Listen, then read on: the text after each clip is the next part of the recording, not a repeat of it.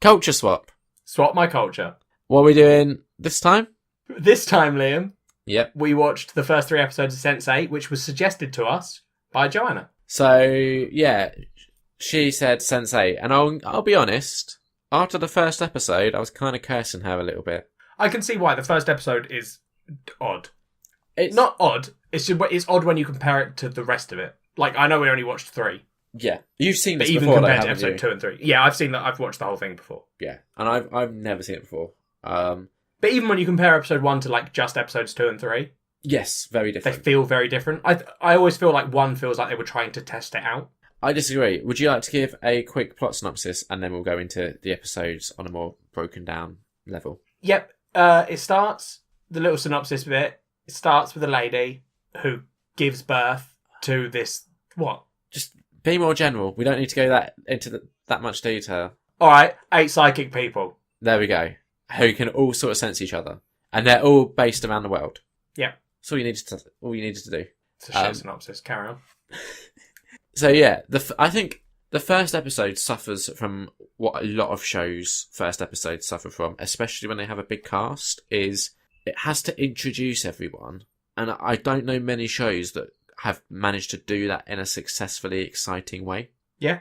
So, like, I was thinking, like the touching point for me, obviously because both star the same person, was Lost. Yeah. Yeah. And how that episode starts off where you have like a main focal character, but you're also introduced to a lot of the secondary characters as well, and it's all very exciting. But I think what this tries to do is it doesn't give you like one main focal character. It tries to give the same amount of time to each of them. Yeah, yeah. And that's where I think the first episode particularly struggles, because it is hard to make like 8 different characters and their lives all exciting, because in all honesty, in the first episode, they're not. Like, the most exciting thing for one of the characters is that they're getting married. Yeah. You have like, That's pretty exciting for people, Liam. Yeah, but then, so you have that, like, to actually watch that with a character that you have no history with, it's hard to be excited for them. And then you sort of have that juxtaposed with a cop who is trying to save, like, a young sort of gang kid who's been shot. Like, one of those is naturally has a lot more excitement built into that story than the other. All right, well, here's my thoughts on that, Liam. Yeah. Right? This is something you say a lot, this sort of idea of things being more... Is it more actiony that you usually ask for? No. I believe it. I think it is.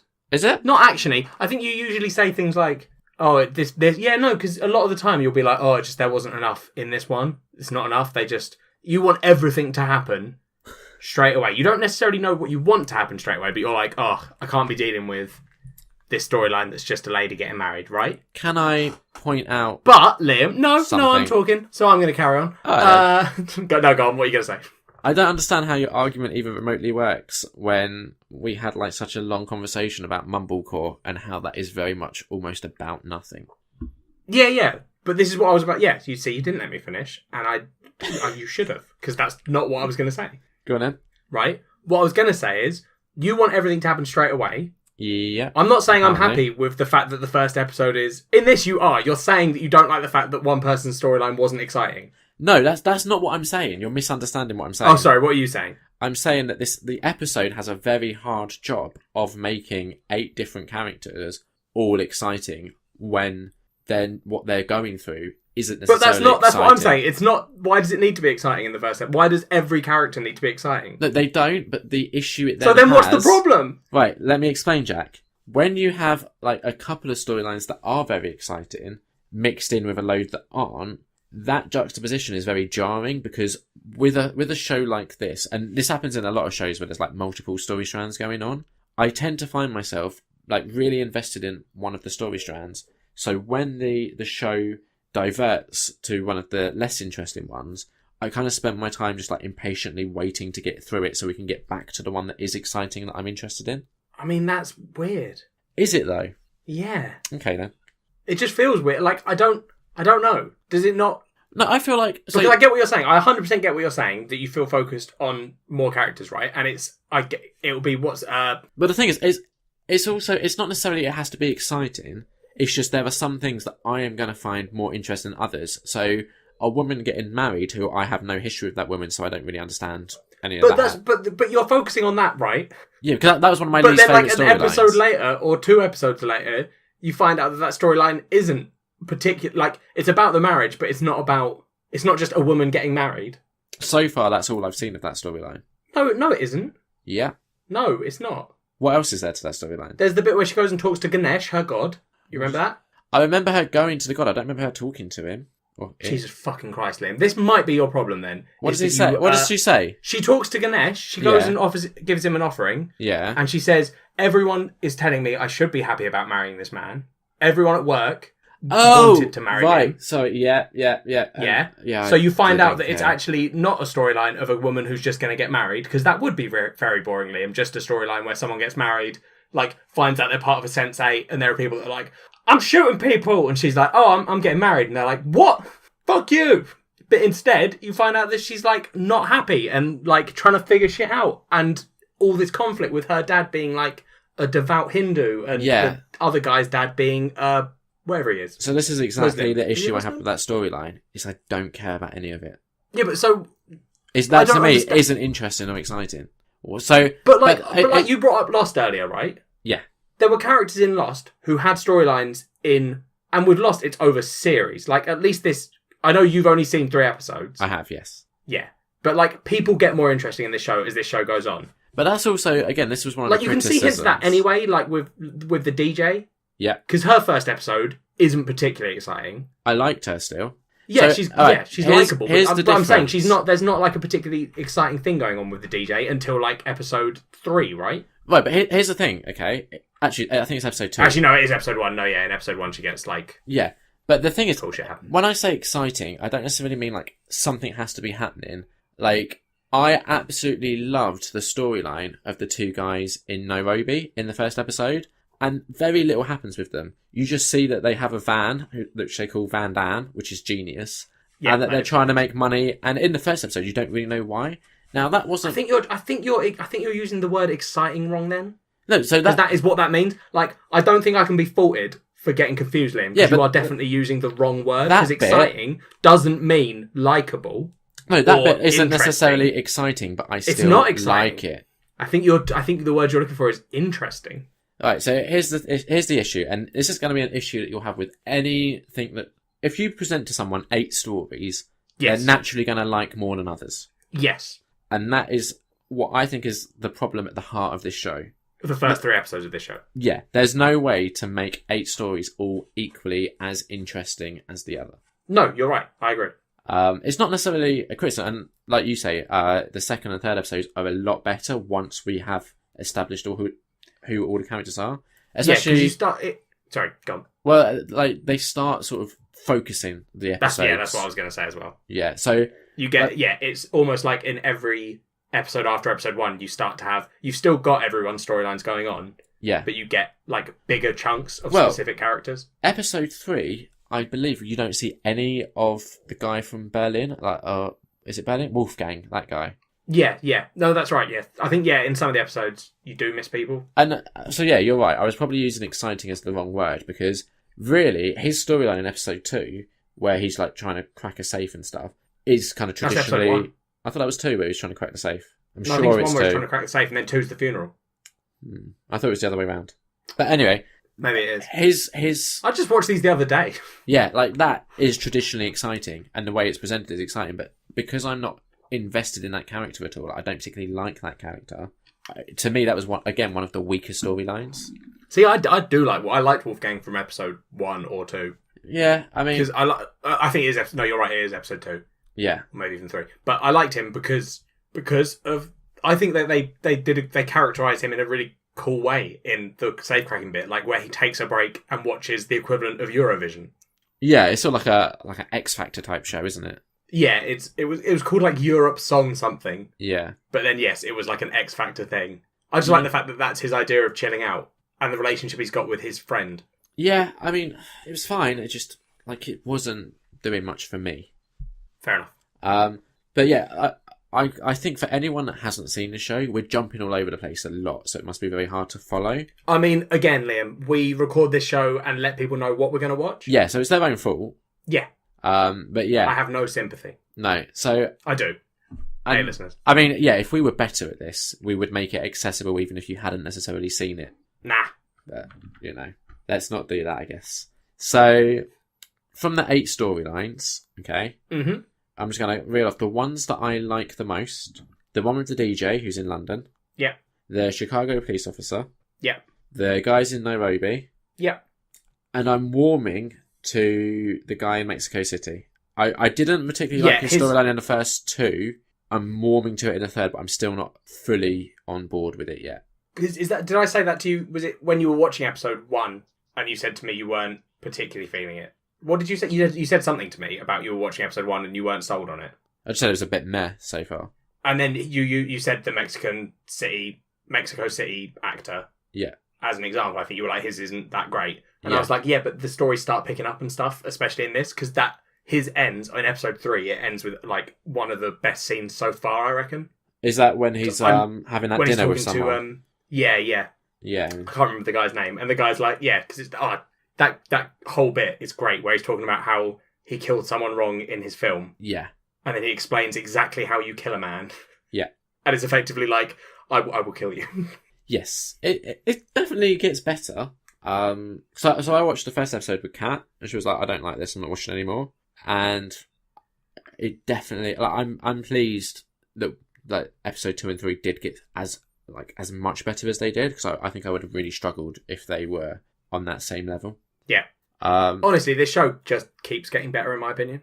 I can believe it, because I feel like the more you get to know the characters, like that's what it is. Yeah, the one you start to get invested in them. Yeah, like the one that's getting married and stuff. I imagine if the show was just about her, for example, it was a totally different show, but it was all about her and her, like, concerns. Because you'd have that time to flesh out her character, it would be a lot more interesting with her dealing with those stuff. Yeah. But when you just get little snippets of it, it's not enough for me to be like, that's fair. The other one, there's 2 that we haven't really spoken about yet. We haven't spoken about Nomi. Yep, that's because we're going to fall out over that. Yeah, and we haven't spoken about Sun. Yeah. Right. Why haven't we spoken? You said you weren't excited by her storyline. In episode 1, hers isn't particularly exciting. That's fair. Even in 2, it isn't. But 3, I liked her in 3 though, where she underground punches kickboxing. a desk in half. Yeah, and she's she's getting annoyed at the secretary and just punches a chunk out of a desk. Yeah, and then you're like, oh, I see. And that ends. So 3 ends with a really exciting scene where she's like an underground kickboxer, and she's also somehow helping the guy in Nairobi. Capheus. So that's the thing. It's still, at this point, isn't really explained. Yes, you don't know what's going on. Yeah, but they've explained bits, because you've had Will talking to Joana, who's thingy from Lost. Yes, is it Saeed? Yeah, Naveen Andrews is the actor. I don't know actors. Joana Maliki. Yeah, he's the guy. Because you get that scene at the end where they're having the car chase. Yeah, that's the end of episode 2. Oh, God damn it, I don't know what episodes are what. See, I had an issue, right? I will confess, I had an issue. I did only watch 3, and I watched the right 3. Yeah. But because I've watched them all before, Netflix remembers where I was. Yeah. Right? So I clicked on episode 1, which I had watched all of. Yeah. Except for the last, 3 seconds, because that's when it gives you the watch the next episode. Yeah. So I clicked it, was on my computer as well, so it was, I think I was searching something on the internet at the time. So then the episode started playing, and I was like, cool, watch the episode. It was only when I finished episode 3 that I realised that I had watched episode 2 and 3, and then had to watch 1. Right. So I have watched this in a slightly weird order, which is why I'm getting them all muddled up. Okay, that makes sense. It was really irritating. It was when as 2 finished, I was like, I've done something wrong here. Something feels wrong. Yeah. That's fair enough. I did that once with Smallville. I accidentally skipped an episode, and then I had to go back and watch it, but with Smallville it didn't really make a huge difference. I mean, it didn't make a huge difference with this for me, because I've seen it. That's true. If I hadn't seen it, I'd have been like, what the fuck is going on? Yeah. Well, that's the thing. I saw that the next episode is called What's Going On. So I'm feeling like things might get explained. They do start to explain it. They do. Yeah. This series doesn't disappoint with the I think there are questions at the end. I can't really remember how it ends, but I know that they do explain what's happening, because I know what's happening. Yeah. Which means they must have told me at some point. And I'm not one of these people that's like, oh, I need to have everything explained immediately. I'm happy for them to kind of trickle out the information as the series progresses. I think that's one of the good things, because we don't know whether Jonah's a good guy or not. No, definitely not. I mean, for me, we don't really know what's going on with the whole Daryl Hannah stuff at the beginning of the first episode. I think yeah. I think that's where the first episode really fell apart a little bit, though, is the fact that you clearly have something very weird going on, and it clearly is tied into these 8 people, but it's you don't really know what the hell it is going on. So you're like, right, I know something's happening here, and I'm sure I'm supposed to understand eventually what it is, but at this point, you just kind of need to get through it. No, but it's setting you up with knowledge that helps you later, sort of thing. Yeah, but that's the thing. Because it is a very much a later payoff, with the first episode particularly, like to anyone who's listening, who somehow has got this far into our episode and hasn't actually watched this, and they want to, get through episode 1, just do it, and then kind of because enjoy episode 2. So where you are, will you be continuing Sense8? Yes. Yeah. I think 2 and 3 are good enough to make you be like, well, I'll watch the rest of this. And then, in my opinion, it gets better and better the more you watch and understand. Yeah, it is annoying because it's probably going to take over a little bit from Smallville. I mean, it's not a lot of episodes. It's 12, I think, in total. Which isn't huge. No. So, right, do we need to get onto the Naomi bit then? Yeah, let's talk about Naomi. Alright, so she's a transgender woman. Yep.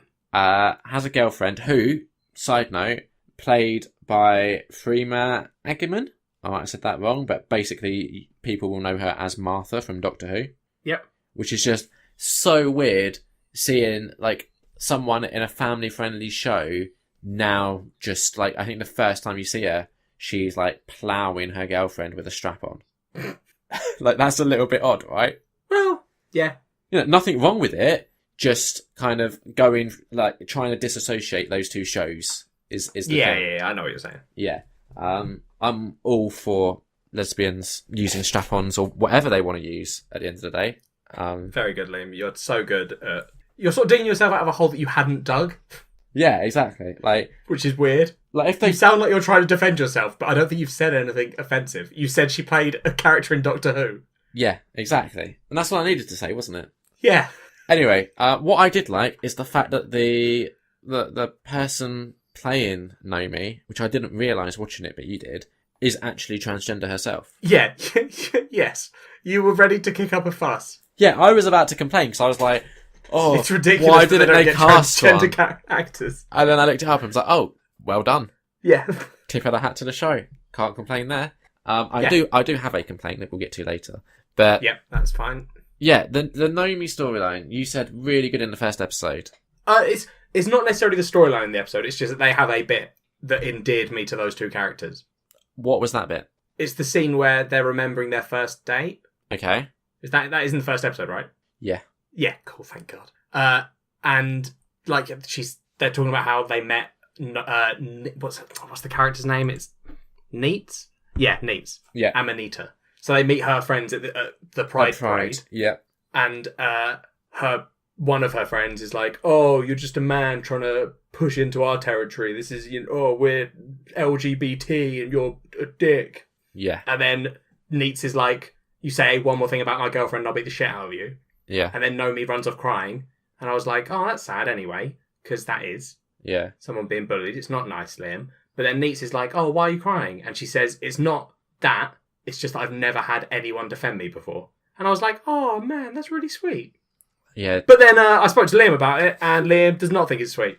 Because Liam has a heart of stone or possibly cold. It was just so predictable. It was not necessarily predictable, just so... Oh, it's the classic. Oh, every TV show does it. The classic transgender so lesbian. Like... Oh, so overdone. Yeah, like I would have much preferred if it was because she was upset at what the woman was saying. Like, just that trope, like, oh, it's not that, but it's that you defended me. It's like, oh, Jesus Christ. I just, to me, didn't need it. Didn't need that bit at all. Fair enough. That's because you're a heartless machine, so... It is. It's understandable. Yeah, but I think... You're upset that one of the characters isn't just a computer. Oh, could you imagine if there was like a... That would actually be really good. As I said it, I was like, man. Yeah. But they're not aware they're a computer. Yeah. Everyone's like, oh, it's weird, because every time we sort of see where you are or experience you, it's kind of like cold and we can't really see anything. And he's like, I don't know what it is. I don't know what it is, but I'm really enjoying living your lives. Yes, super good. Whatever you guys are doing is fucking great. Less porn. But yeah, I like the thing is, with Naomi, her story at the moment is super boring, and like I couldn't stand her mum who comes to visit her in hospital. I mean, that is the point. The mum is a horrible person. I know, but again, it's just done to the point where you're like, I get it. Like, I was actually just like, I don't tend to get annoyed at TV shows and stuff. She's not in it stuff. for a ridiculous amount, the mum. She isn't, but she's in it for like 2 scenes. She's just right. Can I say a naughty word? It depends, but yeah. She's just such a cunt. That's fair enough. Like, and I get like, oh, she's meant to be as acting, blah blah blah. But it's like they establish that she's a dick, but then they just keep establishing it, and it's to the point where. So the thing that the mum does that just really wound me up is she keeps referring to her daughter as Michael, I think the name is. Yes. So she's obviously like just completely not accepting the choices that her now daughter has made. Yeah. And it's just so infuriating to see them keep hammering that home. But Liam, I don't think they're hammering it home. I think the issue you've got is this thing with like messages in stuff, and the idea that they're hammering, like, you're always aware of the director, like, and the crew behind it. Not right? In a good Which film. Is fair no, to say. If something's good, if something's really good, they will absorb you in a way that you're not aware of it. But one of the reasons that you're thinking this storyline is bad is that you're doing that. Because it's not good that's enough. Not hammering it home. That character, it would make less sense if you had a scene where she was in hospital and the mum went, "Oh, Michael, I can't believe that this is happening." And then Naomi went, "My name's Naomi, don't call me Michael." And the mum went, "Oh, okay, yeah, you're right. Sorry, I forgot." Because she's not the mean mum anymore. Yeah, but that's so not it's fine. That's not how you do it. The whole point of that character is that she's calling him Michael. Her Michael. That's not how you do it. Well, how do you do it? You have them. You have a caller, Mr. Michael. Transgender expert. You have a caller, Michael, and then Naomi goes, "That's not my name," and the mum just dismisses it, but doesn't have to keep going. So Michael, because it's just so infuriating. It's like, we get it. You're a dickhead. Stop showing us what a dickhead you are. It's not even but that's the thing. It's showing us in the same way. They're not doing it to. No, they're not. They do it in other ways. Mm. They do. They have her refuse to accept. Yes. They have her refuse to accept that Nita. Exactly. Anita. Perfect. Anita. They have that bit. Yes. Where they refuse to accept that she's family. Thank you. So exactly. So they can establish that this character is a dickhead without keep hammering home that same point again and again. Is what I'm saying. But they could have done it without the whole repetitive Michael thing. I don't think they said it that much. Honestly, it was enough to distract me. No, yeah, but I think anything is enough to distract you.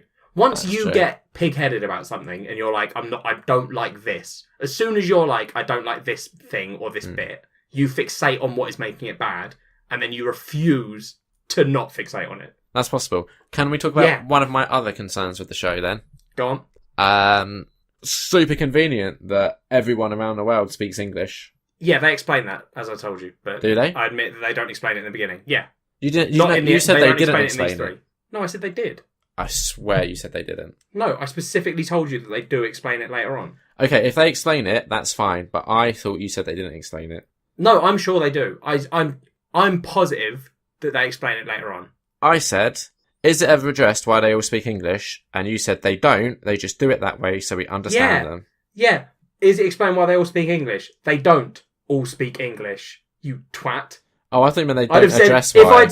If I'd said no, that would be in answer to the first part of that question. But the they don't is clearly referring to they speak English. Right. That's all right then. Less of a claim. Obviously, okay. In the first 3 episodes, they don't explain it. They don't explain it, and it has distracted me. But if there was an explanation for it, then I mean, I don't see why it's distracting you, but I get what you're saying. Just because, but also it's the idea of like what's that film with Slumdog Millionaire? I haven't seen it. Jesus fucking Christ! What? How have you not seen that? I have it to watch. I just haven't got around to it yet.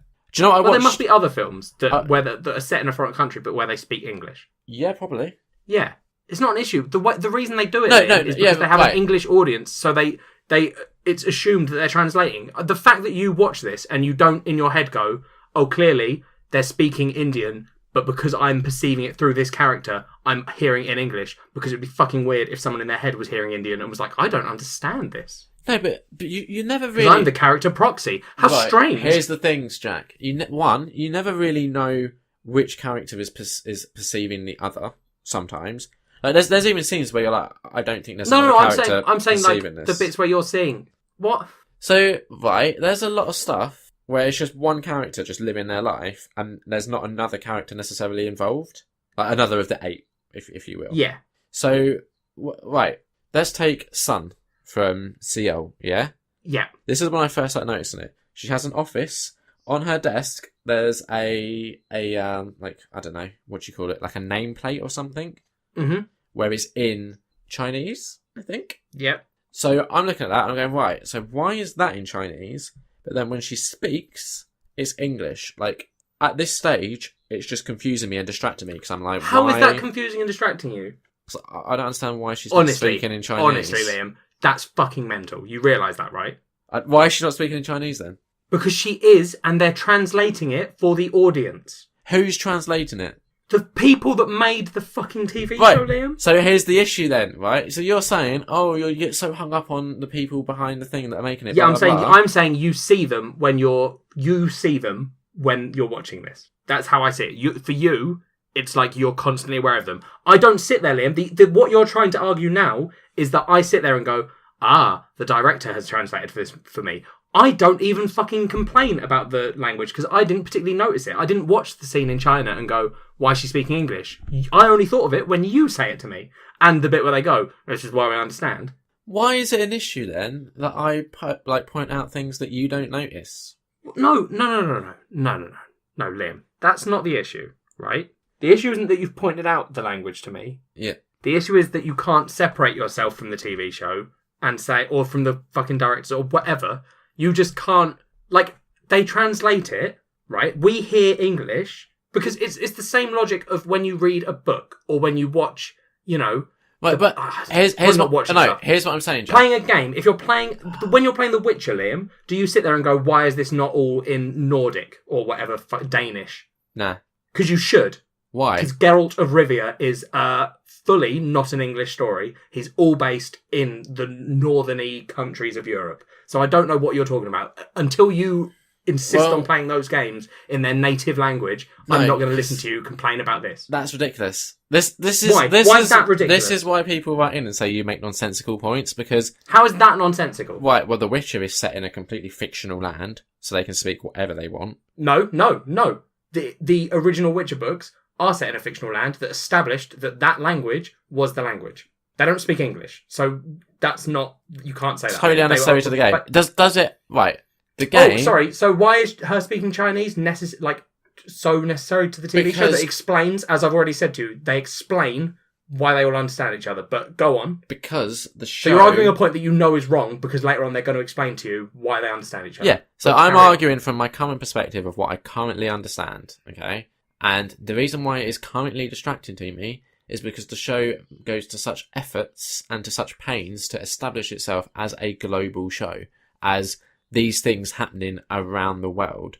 So if I was to go around the world, I wouldn't expect everyone to be speaking English. So when there's a show that's going around the world, very deliberately, it's then weird that everyone is speaking English. Except, Liam, for the fact that if you were travelling around the world, you would hear the different languages because it would be from your perspective, right? Yeah. So what I'm saying is there are 8 different storylines. Yeah. And in each of those storylines, we are seeing it from a character's perspective. So the reason it's in English is so that us as the English audience that they knew they would have, right? We are seeing it through that character's perspective where they would understand the language. So it doesn't matter that it's being translated to English. That's just for us because we can't speak their language. Because they would understand it without reading the subtitles. When Chinese people speak to each other... Now, Liam, who would understand it? When Chinese people speak to each other, yeah, they don't have to run it through a filter in their head to convert it back to English. They just understand each other because that's language. That's how it works. Yeah. So there isn't this issue. You don't need the subtitles because that character understands the language. It is more detracting that you believe, or when you're watching these shows... You aren't seeing it because it's meant to be from that character's perspective when they show you a character. They're not showing you it from you, the floating audience member that all float around all these different characters. Exactly. I do agree. If they were trying to convince me that I was there watching it, then yes, then it would need subtitles because I don't speak Chinese, Liam. Exactly. But I'm not. When we're seeing it from Sun's perspective, we are seeing it through Sun's perspective. So why aren't we seeing it through a Chinese language perspective then? I just explained that. I'm not going to repeat it. It doesn't make sense. It honestly doesn't make sense. So listeners, write in if you've seen Sense8, not if you've seen other shows, because I'm fine with foreign language films and stuff being subtitled because that makes sense. But if you've seen Sense8 and you're listening to this, please write in and tell us if you'd have preferred 6 out of 8. Yeah. Actually, no, not even 6. No, yeah, 6 out of 8. Yeah. To be subtitled. And if you think that it's distracting that they are not subtitling it. I also do think it would have been distracting if they had subtitled it, but so the issue I have. I'm nonsensical, Liam, because I make ridiculous arguments. Okay. Right. It's a no-win situation because even if they had subtitled it, I would have complained because I really struggle, and this is just me, like other people will probably find with this, but I really struggle sometimes in foreign movies when they go from their native language to English and the subtitles stop. Because I kind of tune out what they're saying because I don't understand it, I just focus on reading it, and then when they start speaking English, I almost have to remember to actually start paying attention to listen again. So if this show had been jumping around all these different languages and then English, I 100% would have also complained about that. So when people do write in to say why one of us is wrong or not, as the case may be, please bear in mind that I've only seen the first 3 episodes. So base your argument on what information is presented in those 3 episodes. Thank you very much. Yeah, no, that's fine. I mean, I feel like you might have lost a lot of your supporters when you went, but if they'd done the opposite, I would have complained. Because I feel like I think you could have won that argument, Liam. Yeah. If you had just not said that last bit, where you openly admit that it didn't matter what they did, you'd have complained about it. Well, they could have had it in English and still subtitled it, which would have been totally fine. There's no reason why there shouldn't be subtitles on all of it, because then as well, it just equality and stuff. For people that are watching or listening to this at home, if you're listening to this, yeah, yeah, interesting.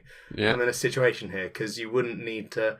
If you wear hearing aids, I guess, or if you've got a way of listening to if you've got audio descriptive, yeah, or no, what we're not audio descriptive. No, but I mean that's I'm saying for people at home, this show does come with subtitles. You can turn on subtitles. How? What? Do you not know how to turn subtitles on? Oh, Netflix? Wait, sorry, no, never mind. Ignore that entirely. I thought you meant Nerd on Nerd. No, we don't have subtitles because they would be difficult to do in real life. That's where I got confused. I see. I do see your issue. All right, sorry. Out of 5, yeah. Just for these 3 episodes, I'll give it a 3. Really? Yeah, for the first 3 episodes. I'd give it 4. 3 for me is higher than your 3, though. Remember? Yeah, but I'd give it 4. That's fair enough. Because episode 1 would have been a 2. No, sorry, I said that's fair enough. I didn't mean that. Yeah, episode 1 would have been a 2, but then episode 2 was definitely better, so that would have probably been 3, 3.5, and episode 3 was even better, so that would have been a solid 4. So mix it all up and you end up with a 4. I hate you. Why? I just hate you. Why? You're the worst fucking person. I'm more inclined to get to rate something favourably if I like it than... Yeah, but that's the thing, Liam. You have this huge rant where you're like, the show's broken, it's just distracting me all the time. In 6 out of 8 storylines, your argument was, I was distracted because they were speaking English. And then you go, but they were good, 4 out of 5. You're the worst person. Right, I should have made it clear. It was a minor distraction.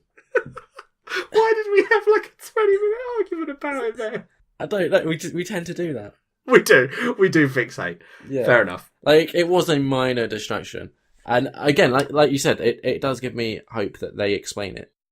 Next time, we are having a super special guest. Who is it, Liam? Long-time listener, first-time guester, Mark Dawes. So what has he suggested we watch, Liam?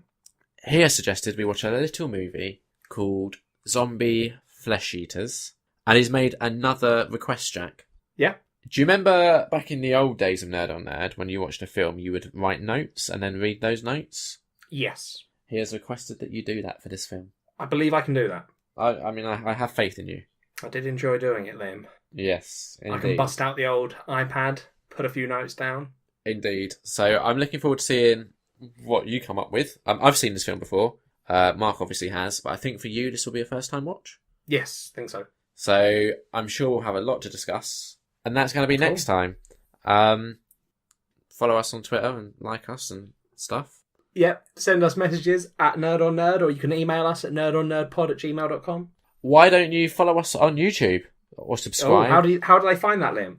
If they just go to YouTube and they just search Nerd on Nerd, It's Called a Fleshlight, they could probably find us that way, couldn't they? I believe that does get you to it, yes. So that would work. And here's the beautiful thing about this, dear listeners. The more of you that do that, the easier it'll be for the rest of you to find us. So don't do it for us, but do it for your fellow listeners. Also do it for us. Yeah. Do you know what else they could do that would be just lovely? Is it like and rate us on iTunes? Yeah. If they left a little review and a little rating, how good would that be? It'd be great. Only if anything they... above 3 stars, which Yeah. I'm lowering the bar. Yeah. Anything. I mean, honestly, why wouldn't you give us more than 3 stars? I'll tell you what, if you have an answer to that, pop us an email. Don't rate us, though. Don't rate us lower. Just let us know. Just and we'll put get it- better. Just put it in an email. I understand, 100% this episode maybe was a little bit all over the place, but, it's a difficult show to talk about because it's not a very, structured, linear... Well, that's all bullshit. It's just a lot going on. Yeah, it's just not a structured show. It's just scenes. It's just a lot going on. So we just... the show bounces around a lot, so it's only natural that our review would reflect that. Yeah. In a way, me and Liam are a sense too. Bye. Bye!